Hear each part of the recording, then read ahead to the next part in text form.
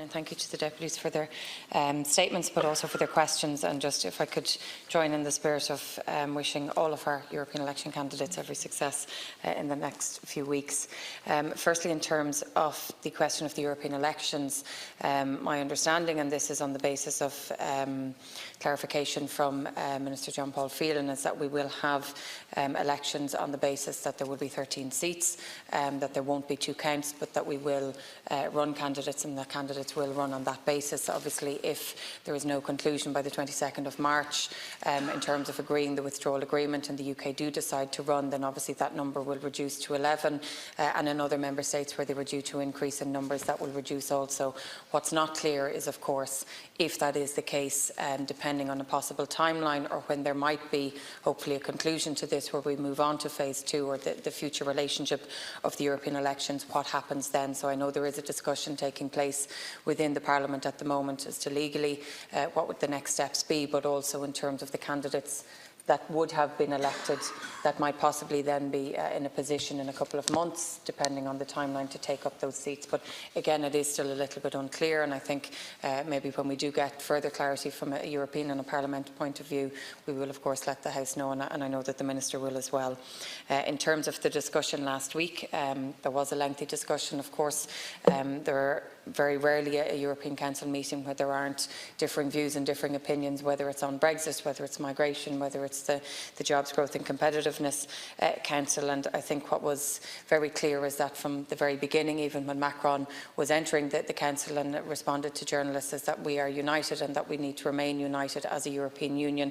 And post the European meeting, that hadn't changed. There was, of course, a differing view as to whether the timeline should be long or short. From our own point of view, it wasn't so much as the length, it was to ensure that no matter what time was given, that it was the appropriate time to allow them to do perhaps what they needed to do, and that is to agree the withdrawal agreement if that is what they choose to do. And I think the Taoiseach outlined clearly what their 3 options are now: to agree the withdrawal agreement and to move forward, to possibly revoke Article 50, or indeed then to look at something else in terms of an election or a second referendum. So obviously we are awaiting and continuing our own preparations at home, because if they do not agree the withdrawal agreement by the 22nd of March, if they do not run for European elections, then that end date suddenly moves forward to the 1st of June, most likely without an agreement. But obviously we hope it won't get to that case. In terms of a customs union, we have always said, I think, that if the UK were to change their red lines, whether it be leaving the single market or the customs union, that we would very much welcome that, because obviously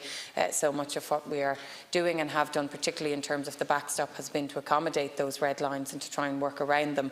If they were to stay within the customs union, that would resolve a lot of the concerns, not all of them. But if they were not to stay within the customs union but a shared customs space, what would that look like? And I think the Taoiseach's comments were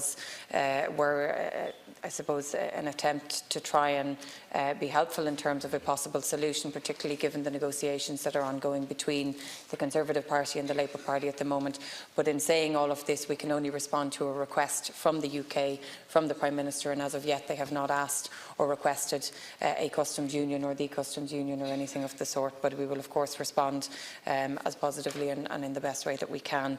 In terms of Julian Assange, it is a judicial matter. It is something that is being dealt with by the Gardaí at the moment, and so from a government point of view, what we can do is wait until we see the outcome of this and then take it from there. But it is a judicial matter. It is something that is being dealt with by the police, and so there is very little at the moment that we can do in that regard. For a number of other issues, Deputy, that you did raise, I mean, in terms of Libya, and you asked a question about France, I think we're all concerned, particularly in terms of Tripoli and the situation there, which is particularly unstable. What we need to make sure is that we resume the political dialogue and as quickly as possible. There was a declaration agreed last week, I think it was Thursday, by all member states to request and to ask that all army operations, military operations would move out of Tripoli, or that they would withdraw from the vicinity, and this includes General Haftar, and this was signed by all member states, including France. So there is full unity and support in that regard. In terms of Yemen, again, I don't disagree. The humanitarian crisis in Yemen is one of the, if not the world's worst crisis at the moment. That's why we've pledged a further 5 million from Ireland this year.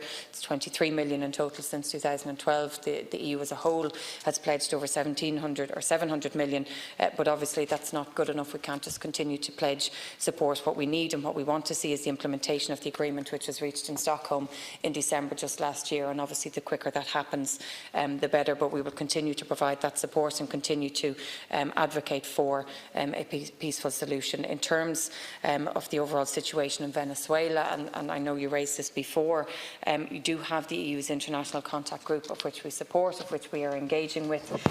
They are engaging with all sides. So yes, they're engaging with Mr. Juan Guaido, but also with Maduro, with the opposition parties, with civil society, with church, with UN organisations, and they have said that they have found a way and believe that there is a way forward in terms of offering a fair and free election. And until that happens, that is why we are supporting Guaido in terms of a president ad interim, so that he can allow and call for free and fair elections. But the organisation is engaging with all sides, and that is the information that we have. Also that the first humanitarian aid has made its way through, and that's obviously something that we support, because again we absolutely agree with you that dialogue is the only way forward, and that by force that's not something that we support. But we will continue to work on that. I don't know the date of the next Foreign Affairs Council, but I will certainly raise your question with the Minister, and I know the Taoiseach will raise it again and it will be discussed again. Thank you.